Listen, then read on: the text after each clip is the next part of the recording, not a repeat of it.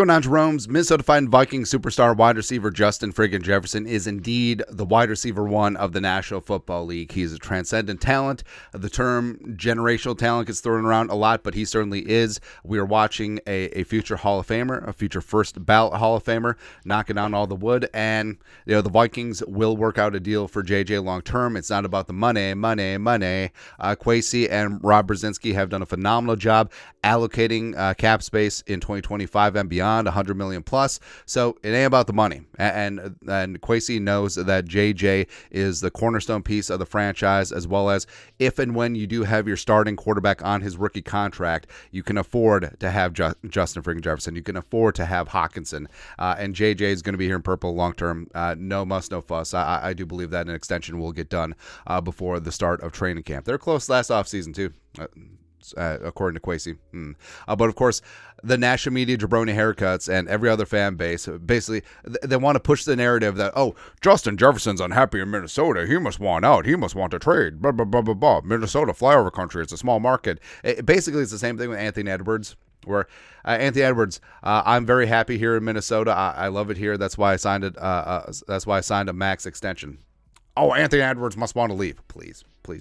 But of course, everyone's like, oh, well, if the Vikings can trade 11 and 23 and Jefferson and move up to 4, cool. Or Howie Roseman's going to get his guy, correcting his mistake from 2020. And of course, Justin Jefferson says that he's sort of jealous about Burrow and Chase playing together, so he's going to take less to go to Cincinnati. Blah.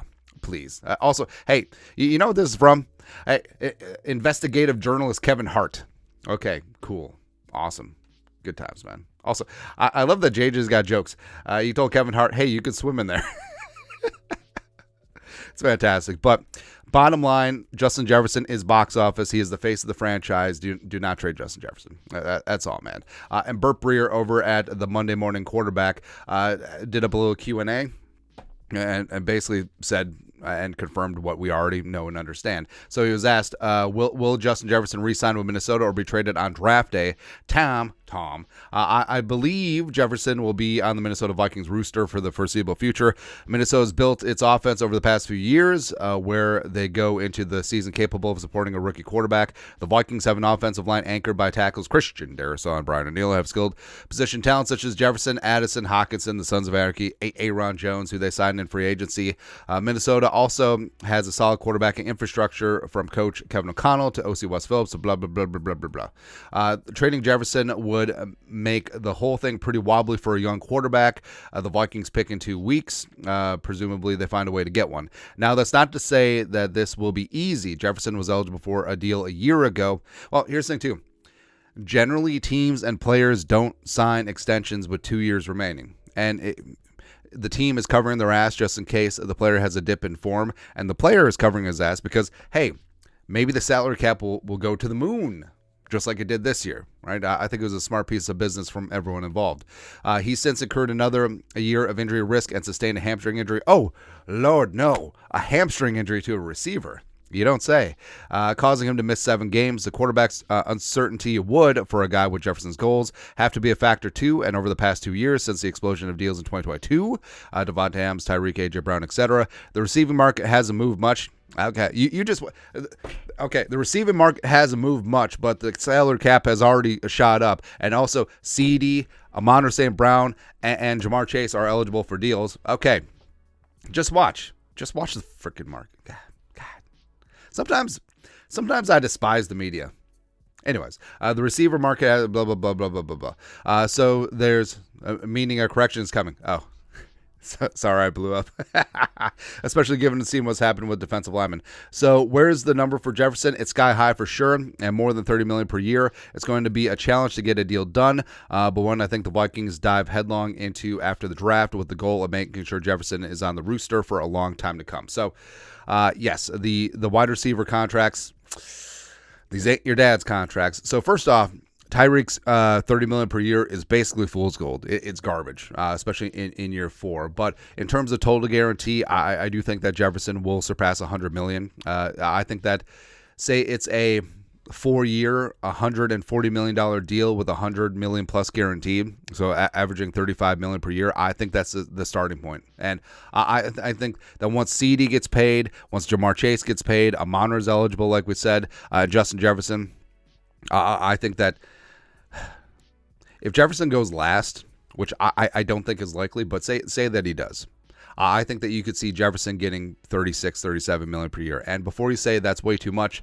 that is literally the market. That would be a lower percentage of the cap than when Tyreek Hill signed his 4-year, $120 million deal. And that's just the way that the business is going. And, of course, Jefferson, he's excited about the prospect of this offseason. So this is from Per Persuasion. Alec Lewis, The Athletic on K-Fan.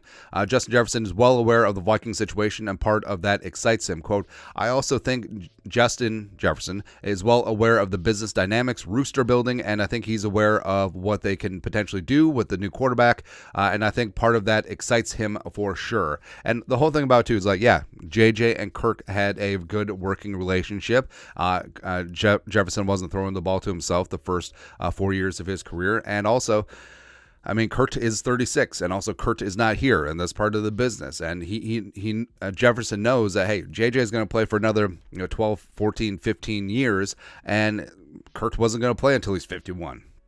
So he was going to have to move on and find a different quarterback. Now, I do think that JJ will have some input on who the Vikings eventually land at quarterback. I think that obviously his guy, Jaden Daniels, Skol SU, is there, but also I feel like Michael Penix could be really, really good. Again, JJ on the receiving end of one of those 50-yard bombs from Penix. Come on, man. Come on. But like Bert alluded to, like the Vikings are set up perfectly for a young quarterback, as well as Sam Darnold too, by the way. And the Vikings do have the Sons of Anarchy with Hawkinson and Addison and JJ, the MSN attack reborn.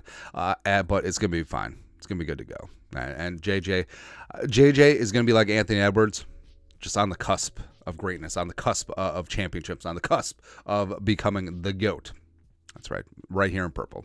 There you go. But again, Kevin Hart says that he wants to play with the Bengals. Please, never get the hell out of here. But your thoughts are thoughts. Bert Breer, Vikings unlikely to trade Jefferson. Let us know your thoughts and our thoughts in the comment section below. Subscribe for daily Vikings takes. Want to support the work? Put a little something in the Venmo. But next time, Skol, production value.